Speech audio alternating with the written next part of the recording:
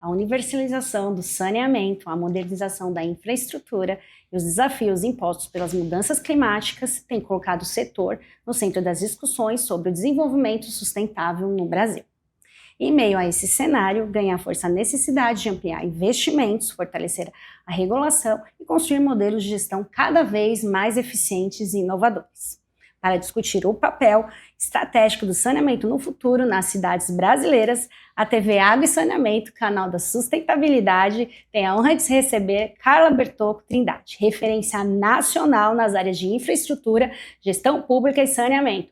Olha que convidado importante! Imperdível. Diálogos da Água está começando.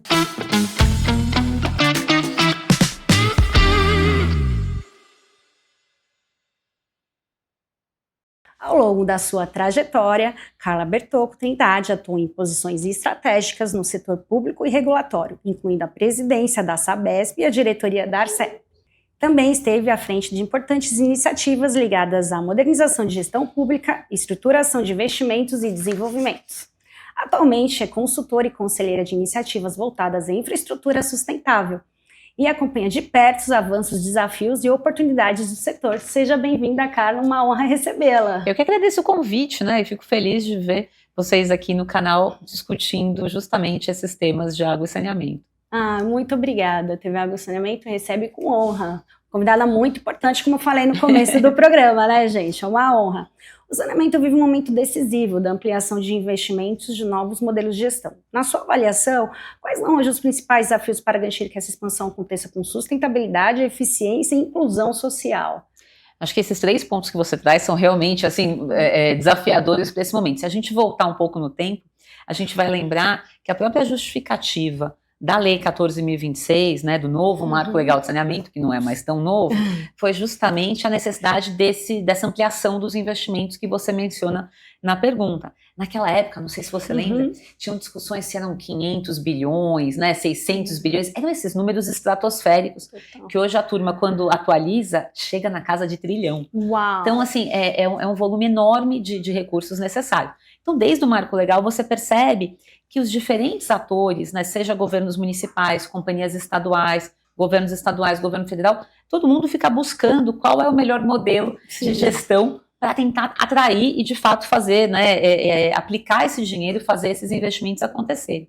Então, assim, é desafiador, senão não teria todo esse esforço, né? E a gente vê que muita coisa já aconteceu, mas no ritmo que a gente tem hoje, é muito pouco provável que a gente cumpra, né, os objetivos do Marco Legal, que era a universalização dos serviços de água e esgoto para 2033. Né? Você vê muitos estados encontrando ali grandes dificuldades para, de fato, fazer todo esse investimento acontecer. Aqui em São Paulo, que acaba sendo, né, onde a gente vive, então acaba acompanhando um pouco mais de perto, se colocou um desafio ainda mais rigoroso, que era não aguardar até 2033, mas buscar a universalização até 2029. E aí, para isso, você fala, poxa, então aquele investimento todo você precisa ainda trazer no tempo e antecipar, o que dava, na época das contas, algo na faixa de 70 bilhões de reais. Uau. Então, é muita coisa, e é um investimento que causa impacto, né? Inclusive na vida de, às vezes, alguém que já está com o serviço de água e esgoto bem feito, fala, puxa, mas é esse trânsito todo, né, às vezes alguma interrupção de água para uma nova obra. Então, além de fazer o investimento, de levantar os recursos, você ainda precisa lidar com os impactos que você tem na infraestrutura.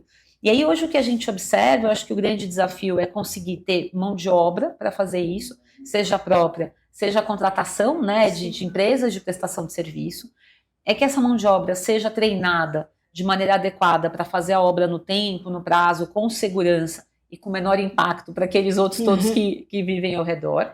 Aí você tem que levantar os recursos necessários num ambiente que o Brasil vive já há alguns anos de juros extremamente elevados. Então não é fácil, porque isso pesa, a despesa financeira desses juros pesa na conta, né, daqueles que estão fazendo os investimentos. E também mostrar para aquelas pessoas que vão ser incluídas que existe uma tarifa associada, esse serviço não é gratuito. E essa tarifa, que é o ponto que você traz muito importante ao meu ver, Fê, é o que vai mostrar a inclusão, de fato, além de ter o serviço, até aquela fatura que a pessoa usa como comprovante de residência e que ela utiliza, né, e tem que pagar né, mensalmente o valor pelos serviços que ela recebeu. Então são todos esses desafios, e eu acho que o ponto onde a gente vê que está mais difícil hoje é, de um lado, uma certa escassez de mão de obra, né? Quer dizer, muita gente já, talvez o saneamento não tenha se preparado na sua cadeia de suprimentos para essa evolução, para esse crescimento relevante. Só a Sabesp, por exemplo, no último ano que a companhia era integralmente pública, ela investiu mais ou menos em torno de 5 bilhões de reais. Uau. Aí no ano seguinte, que era meio pública, né, metade do ano já privada, 6,9. O ano passado, 15,2. Uau, só vem aumentando. E esse ano de 15 a 20. É muita coisa. Então imagina, toda a cadeia de suprimentos teve que se preparar para isso. Tem que contratar novas pessoas, tem que treinar, né, para fazer todo esse investimento com rapidez, mas com segurança. Teve que levantar esses recursos, né, para poder gastar esse dinheirão todo. E depois chega na parte que eu acho que é mais desafiadora. Quando você faz, como é que você faz o investimento, você integra, só em água me chama muito a atenção, né? A gente sempre dizia aqui na Sabesp e em São Paulo que você tinha praticamente universalizado os serviços de abastecimento de água. E aí você vê que o ano passado você incluiu 1.800.000 pessoas. Aí eu fico assim, poxa, mas se a gente já tinha universalizado, como é que inclui esse mundaréu de gente? Exatamente. E aí são as pessoas que às vezes não estava tão claro, que moram em comunidades que estavam com serviço informal ou estavam sem serviço, mais o rural. Onde estavam essas pessoas, né? Elas estavam invisíveis de alguma maneira. Sim. E hoje elas estão no sistema. Mas aí você tem a questão da tarifa. Eu acho que a grande dificuldade no Brasil hoje, para a maioria dos estados, acho que aqui em São Paulo você tem uma condição melhor, mas para a maioria dos estados é a sustentabilidade, que você mencionou na pergunta, inclusive financeira, com a inclusão dessas pessoas pagando suas tarifas mensais. Sim. E você tem o brasileiro com uma capacidade de poder aquisitivo reduzida, em função, né, da situação econômica do país. E aí, aqueles que vão fazer a concessão, a privatização, a PPP, precisam pensar nisso, porque se eles não conseguirem demonstrar que o modelo de gestão é sustentável financeiramente, que as pessoas vão pagar a tarifa dentro de um valor que seja aceitável, ou com algum tipo de subsídio público, não consegue atrair o investidor, não consegue atrair o dinheiro, e aí não faz o investimento. Eu acho que esse é o grande desafio hoje, é a sustentabilidade financeira.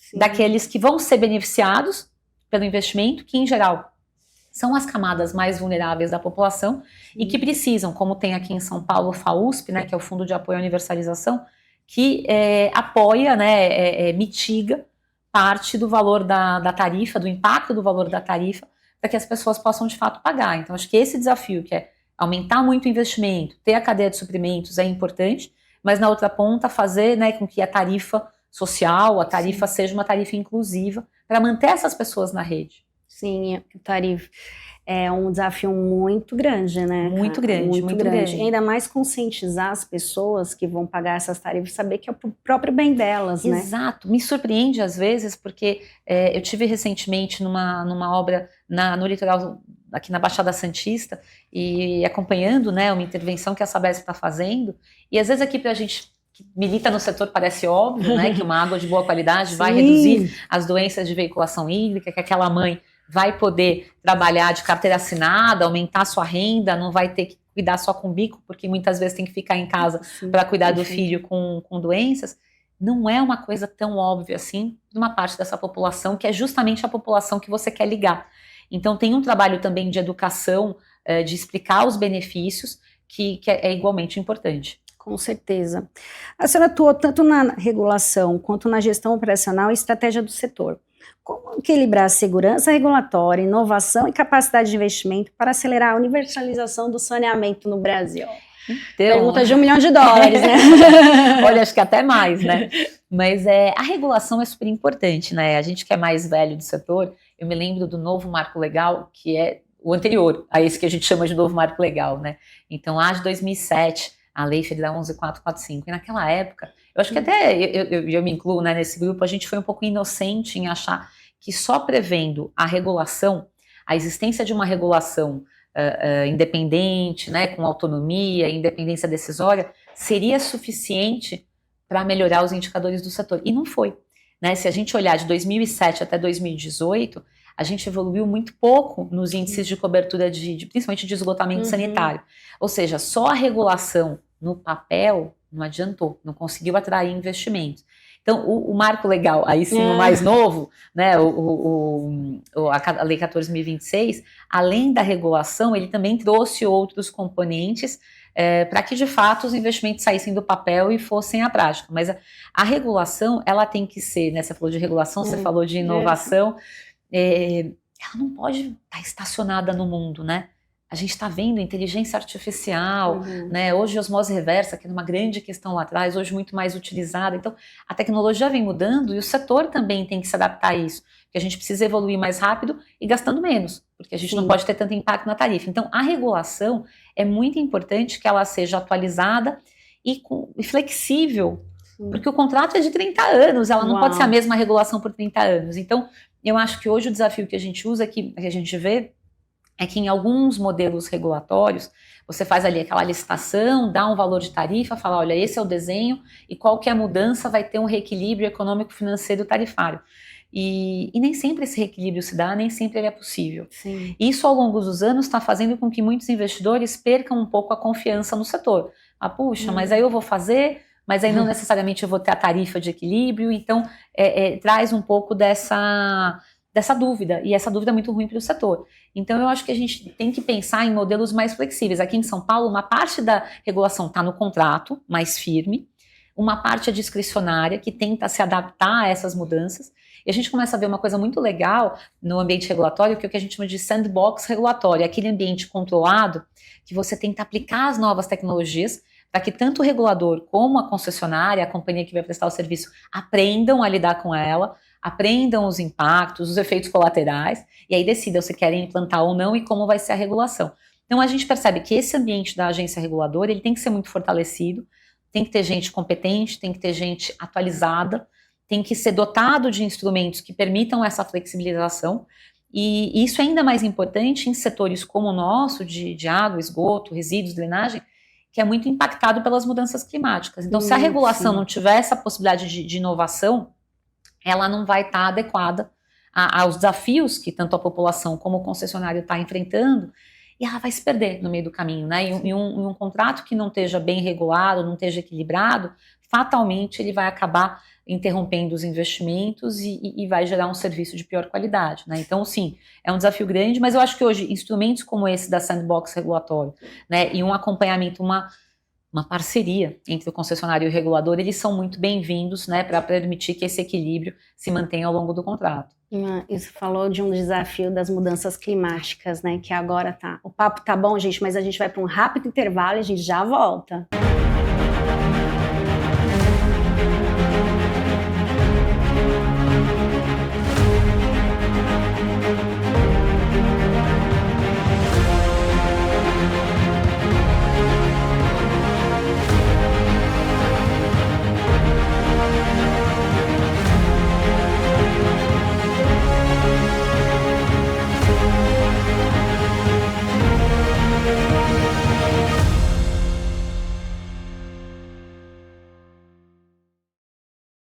E eu volto com um convite especial para você. Esse ano vai rolar novamente o Encontro Técnico AESABESP e FENASAM 2026. Já anota aí na sua agenda, hein? Do dia 20 a 22 de outubro você tem compromisso no Expo Center Norte, imperdível. E mais um recadinho, gente, um lembrete muito importante. As inscrições para o Encontro Técnico da FENASAM estão abertas até o dia 5 de junho, então tem que correr. Para melhores informações, fenasam.com.br. Vou falar novamente, fenasam.com.br. Vocês acessam ali, vê o regulamento e participa. Não vai ficar de fora o maior evento de saneamento ambiental das Américas. Vou esperar você lá, hein? Vamos nos encontrar. Vamos voltar ao nosso papo, que está muito bacana. A gente está aprendendo bastante, praticamente uma aula aqui com a Carla, né? Imagina. Cara, a agenda climática ganhando cada vez mais espaço. De que forma a infraestrutura do saneamento pode contribuir para as cidades mais resilientes para uma transição sustentável do país? Eu acho que é engraçado, isso antigamente não era uma discussão tão presente, né? E hoje em dia é muito mais. O que a gente estava mais habituado, infelizmente, no setor de saneamento, era com os ambientes de escassez. Né? Aqui em São Paulo você teve 2004, depois 2013 e 2014, 2024 foi um ano também super seco, então a gente vivenciava de tempos em tempos e achava que o desenho estava mais restrito a isso. E aí a gente vê, de repente, essa mudança significativa, né, tanto de temperatura, cada grau que sobe, você percebe, né, o impacto que isso tem do ponto de vista de aumento de consumo e de pressão no sistema. Aí você tem as enchentes, as grandes cheias, né, a gente viu do Rio Grande do Sul, e esse ano tem El Niño, então assim, tem toda essa preocupação. E aí, essa discussão toda das mudanças climáticas começa a participar mais, né, do dia a dia, do planejamento do setor. Então, assim, acho que tem várias medidas que a gente precisa, né, tomar para ficar um pouco mais preparado para isso, né, ainda que tenha, principalmente para a região sudeste, uma região onde a gente tem ainda maior imprevisibilidade do ponto de vista, né, de clima. Então, a gente sofre bastante por aqui. Mas eu acho que, de um lado, né, dá para a gente falar de coisas mais concretas.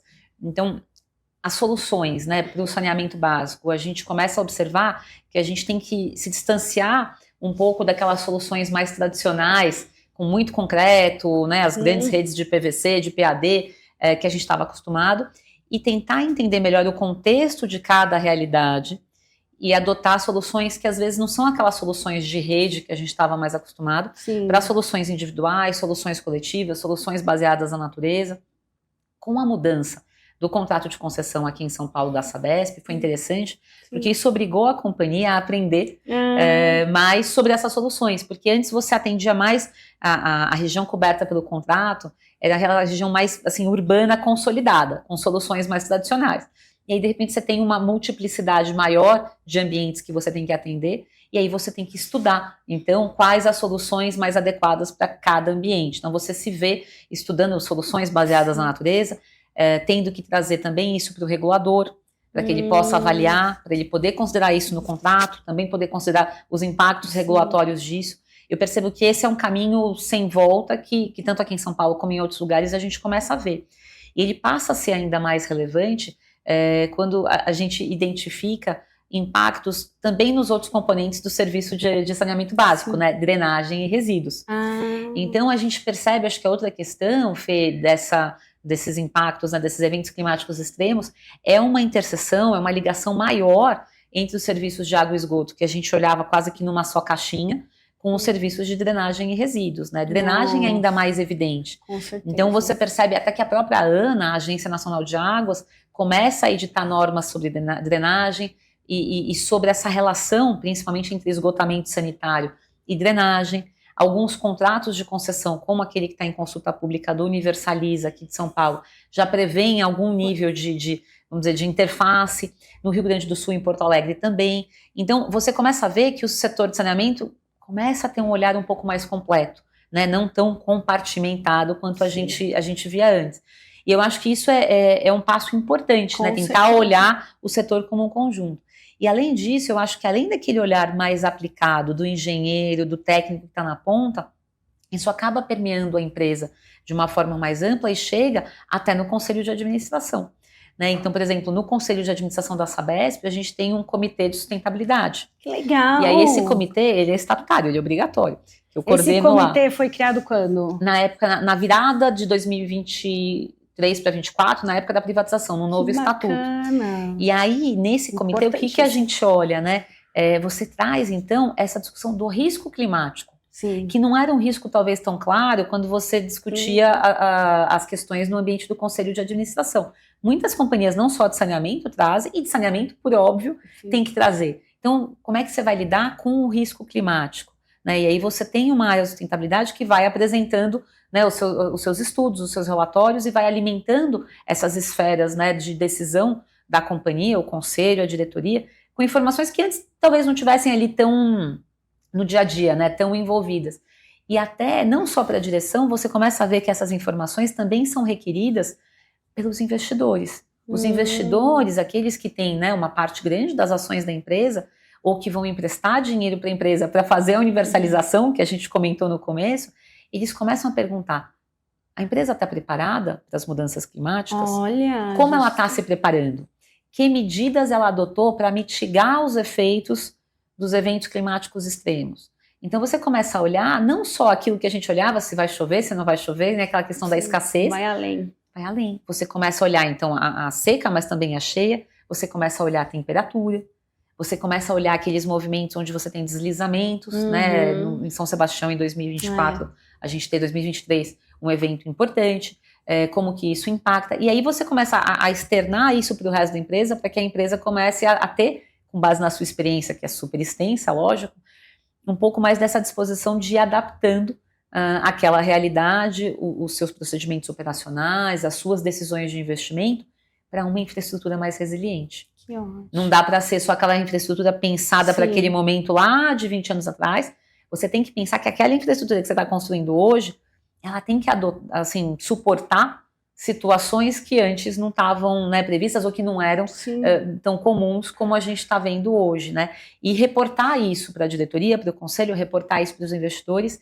A partir do ano que vem, de 2027, com os dados de 2026, você tem até, além das demonstrações financeiras, que você normalmente tem que apresentar, tudo direitinho ali para a companhia, para os investidores, você tem a sua demonstração de impacto socioambiental e da sua preparação para os eventos climáticos extremos. Então, chama IFRS 1 e 2. E a Sabesp está se preparando para isso, junto com a área de auditoria, junto com a área de contabilidade. Então, cada vez mais, essas coisas estão interligadas, sabe?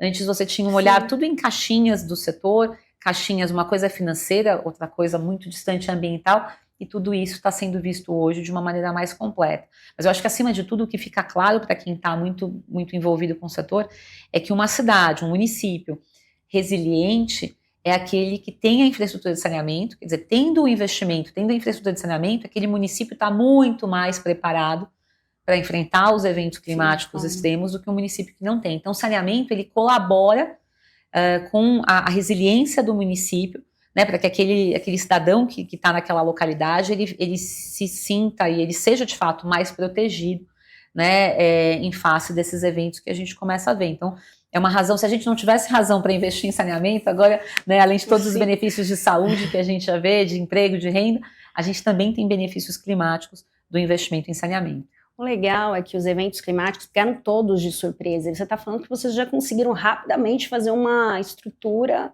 Parabéns. É um mapeamento para você entender e tem que começar, poxa, se tem uma onda de calor, como é que ela impacta? Se tem movimentos, ventos muito fortes, que no primeiro momento você podia dizer, puxa, mas o vento muito forte, a nossa rede é enterrada. Mas aí impacta o setor de energia, a gente fica sem água, ou impacta em deslizamentos, em algumas localidades isso vai impactar o nosso serviço diretamente. Eu acho que antigamente a gente não tinha, talvez, a gente já tinha geradores, não é que nunca teve, mas às vezes, né, quer dizer, você vai ter que pensar, vai dar mais um passo, né? Será que isso está atendendo a gente? Porque também, poxa, a gente tem toda uma infraestrutura resiliente, uma matriz de energia sustentável, mas vamos ficar usando geradores a diesel sempre, porque começa a ter, com esses ventos, um impacto maior na rede elétrica. Como é que a gente vai se antecipar a isso e evitar, né, os problemas para os nossos clientes, para os nossos usuários? Então, sim, eu acho que você tem um mapeamento, você não tem bola de cristal, principalmente por estar na região sudeste, e saber que os eventos climáticos são ainda mais imprevisíveis onde a gente vive. Mas você já sabe que isso traz impactos, você já começa a classificar quais são os tipos de eventos que impactam o setor, você já tem, de uma forma um pouco mais organizada, o passado. Olha, quando isso aconteceu em tal região que a gente opera, quais foram os impactos, como é que a gente se preparou de lá para cá, você tem plano de ação. Então, sim, você responde, e aí também uma das vantagens, né, quando você tem uma empresa privada, você responde mais rápido. Quando você tem emergências, você sai, você consegue fazer um depósito em Pix para uma pessoa que foi impactada, coisa que na administração pública você certamente não conseguiria. Então você tem plano de ação, e eu acho que cada vez mais a equipe da Sabesp está mais preparada para lidar com esses eventos que viraram a nossa realidade, né? Realmente, parabéns para a infraestrutura bem rápida, enquanto a gente, todo mundo está sendo pego de surpresa, né? Carla, eu ficaria aqui mais uma hora conversando, gente. Infelizmente, está chegando ao fim o nosso programa. A TV Água e Saneamento agradece a sua presença, essa aula que a Carla deu pra gente, tanta informação boa, parabéns. Muito obrigada por aceitar nosso convite e vir aqui no nosso programa. Com certeza vai voltar mais vezes pra gente conversar, né, gente? É muito rápido, gente, passa. Programa bom, passa rápido. Muito obrigada pelo convite, né, tanto a TV como a Sabesp, e desejando já sucesso na finalização desse ano. Muito obrigada, Carla. O Diálogos da Água fica por aqui, te espero no próximo programa.